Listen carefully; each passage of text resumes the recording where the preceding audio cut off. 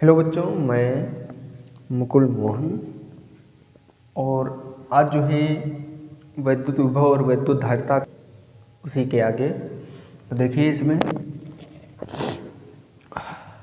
कह रहा प्रश्न, किसी माध्यम के परावैद्युतांक से क्या तात्पर्य है।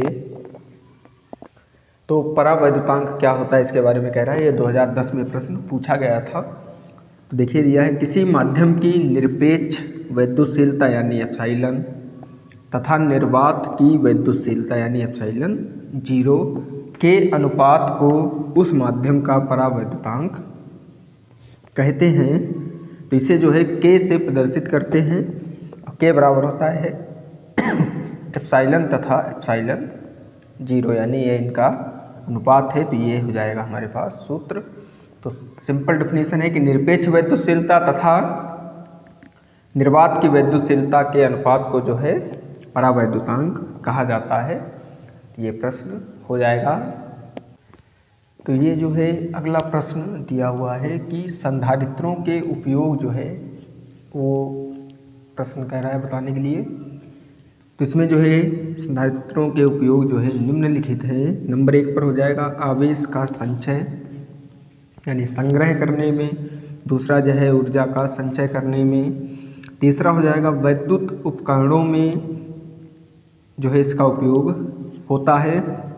और चौथा नंबर हो जाएगा प्रत्यावर्ती धारा परिपथ में धारा कम करने में जो है संधारित्रों का उपयोग किया जाता है। तो ये मेन है, आवेश का संग्रह है, ऊर्जा का संग्रह वैद्युत उपकरणों में इसका उपयोग होता है, प्रत्यावर्ती धारा परिपथ में धारा कम करने में इसका उपयोग होता है।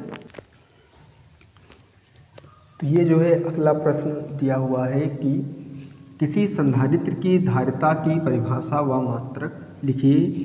तो आंसर है ये जो है 2014, 15, 16 जो है सालों में जो है वर्षों में पूछा गया है। तो देखिए यहाँ पर दिया है संधारित्र की एक प्लेट को दिए गए आवेश तथा दोनों प्लेटों के बीच उत्पन्न विभवांतर के अनुपात को संधारित्र की धारिता कहते हैं। इसका जो मात्रक होता है वो फैरड होता है। तो यही डेफिनेशन याद करिए कि संधारित्र की एक प्लेट को दिए गए आवेश तथा दोनों प्लेटों के बीच उत्पन्न विभवांतर के अनुपात को, यानी एक प्लेट को दिया गया आवेश तथा प्लेटों के बीच जो विभवांतर उत्पन्न हुआ उसके अनुपात को ही संधारित्र की धारिता कहते हैं। तो ये देखिए जो है अगला प्रश्न दिया हुआ है।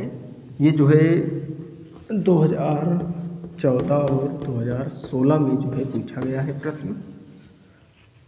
तो कह रहा है कि संधारित्र से क्या अभिप्राय है, यानी संधारित्र की परिभाषा बताइए। तो संधारित्र किसी भी प्रकार के दो ऐसे चालकों का युग्म है, युग्म यानी जोड़ा है, जो कि एक दूसरे के समीप हों, जिन पर जो है बराबर व विपरीत आवेश हो तथा जिनकी एक प्लेट पृथ्वी से जुड़ी हो, तो उसे जो है संधारित्र कहते हैं या संधारित्र कहलाता है। जैसा कि आप चित्र में देख रहे होंगे, एक जो है प्लेट धन आवेश की है, एक है ऋण आवेश की, और एक प्लेट जो है वो पृथ्वी से जुड़ी हुई है। उनके मध्य की दूरी जो है वो बहुत कम है, यानी d मान ली गई है।